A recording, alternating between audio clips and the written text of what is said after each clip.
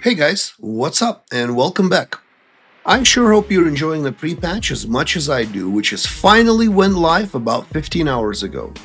I know Blizzard is still fixing some things like the talents that didn't reset and the boosts that were not working for which Blizzard collected $80, but nonetheless, it is here, it is working, and it's getting better with time as the time passes. Now, the classic vanilla is nothing but a distant memory.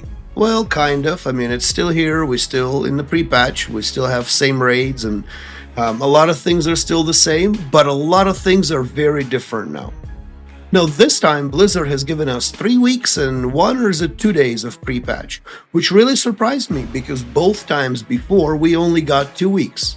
But I know community was very vocal about getting longer time in pre-patch, so Blizzard gave us 3 weeks, which is wonderful. Now we have these 3 weeks to arrange our affairs, to prepare our characters for the adventure beyond the portal. How are you guys preparing? What are some of the things that you are doing during the pre-patch to get your characters ready for the Burning Crusade? Are you playing on the test realm? Are you leveling an alt? Did you buy the boost? Are you finally getting those couple last items from Nax? Please tell me in the comments. I'm really eager to hear what are your activities going to be these 3 weeks. I read and reply every single comment. Please let me know. Now for this video, I have created my own list of 7 different things that I will be doing during the pre-patch, and I think you guys should too. Completing these 7 things will help you better prepare for the Burning Crusade, get ahead of the crowd, and not miss out on some things that can only be done during the pre-patch and will not be available once the portal opens. So let's begin. Number 1, we have Honor. So as I'm sure you've noticed, the PvP system has completely been revamped. We are no longer chasing old ranks, and ranks are all gone, except whatever the highest rank you have obtained before the pre-patch is now just a cosmetic reminder of an old and archaic, obsolete PvP system. Now the honor that we are obtaining can be used as a currency to buy your pre-bis PvP gear in the Outlands. The maximum amount of honor that character can stack at any given point is 75,000. So use these 3 weeks to get 75,000 honor. So once you go to the Outlands and level to level 70, you have a perfect amount of currency to buy your pre-bis PvP gear, which is also pre-bis for PvE as well. A lot of the items are. So number 1, get 75,000 honor. Number 2, complete 25 quests. So I'm sure you've also noticed your quest log can now maintain 25 quests instead of 20, which was before the pre-patch. So make sure you collect 25 endgame high XP yielding quests, complete them all, but do not turn them in. Only turn them in once the portal is open and your XP bar is active again. Completing 25 quests and turning them in after the Burning Crusade is live will get you level 61 instantly, maybe even level 62 or pretty close to it depending on the quests that you will collect and complete. Just don't turn them in before, don't turn them in too soon. Number 3, we have get the unique and limited availability Tabard. So if you go to the Blasted Lands, to the portal, there will be few NPCs, and one of the NPCs will give you a quest. A quest is very simple. Kill, I think it's 12 demons that are coming through the portal. Very easy to complete. Once you have completed that, your reward is a unique Tabard that has a use option, and using it will flex your characters, just a cosmetic thing. But it is unique and the quest will go away once the Burning Crusade is live. So this 3 weeks is the only time when you can obtain this collectible and cosmetic item. Make sure to get your Tabard. Now before we go to the number 4, I have a quick favor to ask. If you find this video at all informative, helpful, or entertaining, please return me a solid. Please like and especially subscribe to the channel. Your subscriptions is what keep me going. Please help my young channel grow. Thank you so much. Now going to the number 4. Number 4 is get PvP rank gear. So as I mentioned earlier, the PvP system has been completely revamped. Now with the honor points, you can buy gear in the Outlands as well as in the pre-patch. So all the rank 14 and rank 13 gear no longer requires a rank, it requires honor points. So if you have alt or alts like in my case that are still not best in slot geared, some of my alts are still wearing greens. Getting that honor and putting them in rank 14 gear with the rank 14 weapon will definitely be a benefit. I don't know about you, but I like leveling with good gear and killing things quickly versus killing things slowly wearing greens. So use this time to get your poorly geared alts into the rank 14 gear. They will thank you later in the Outlands. For number 5, we have all the different skills, the new talent trees, figuring out your build, what is going to be your build for PvE, PvP, making sure your dual spec is trained, making sure that all of your new skills that you will be learning through new talents are also trained.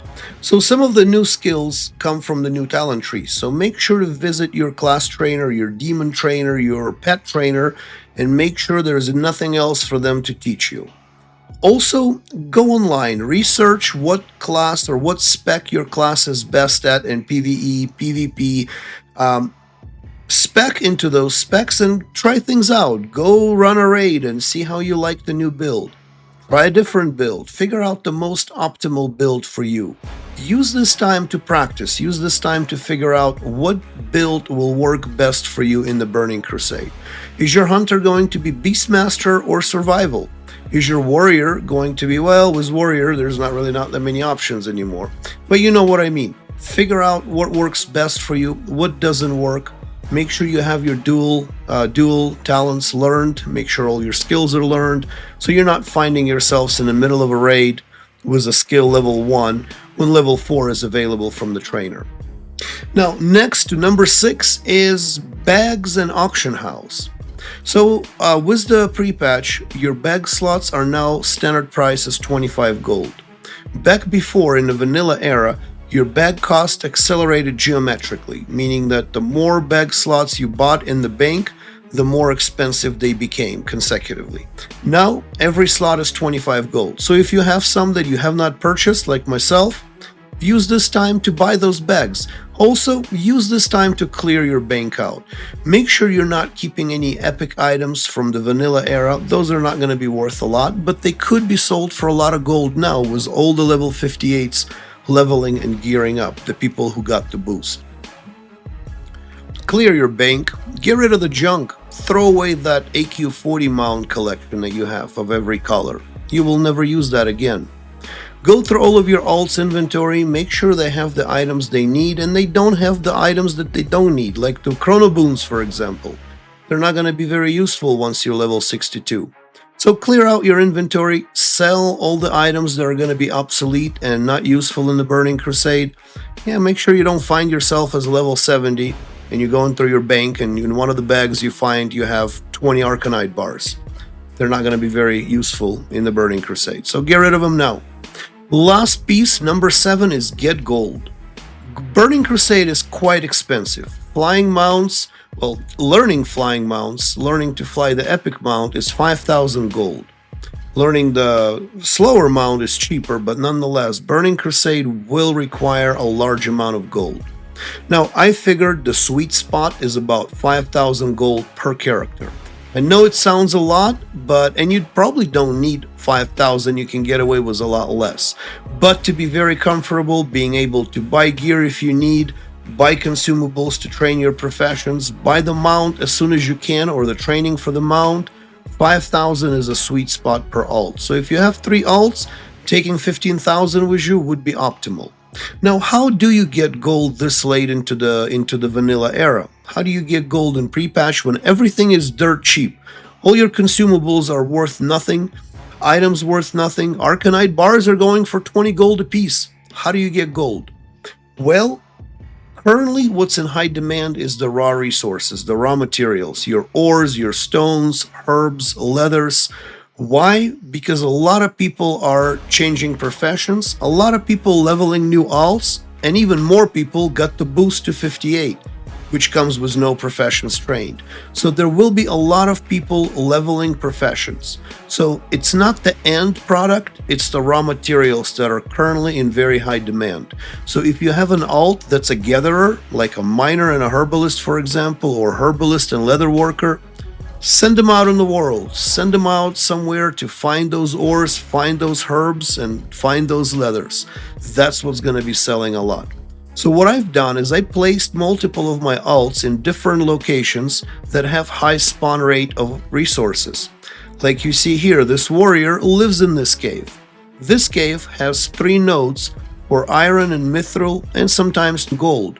So what I do is I'm farming my honor in the battleground, and after each battleground, I log back to the warrior, mine the ores, log out, go back, do another battleground.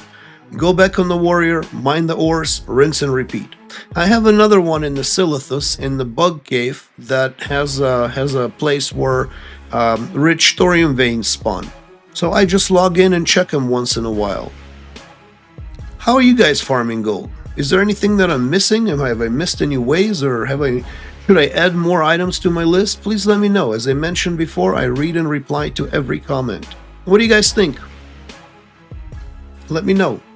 Thanks for watching, and I hope you have a wonderful time in the Outlands. I will see you there.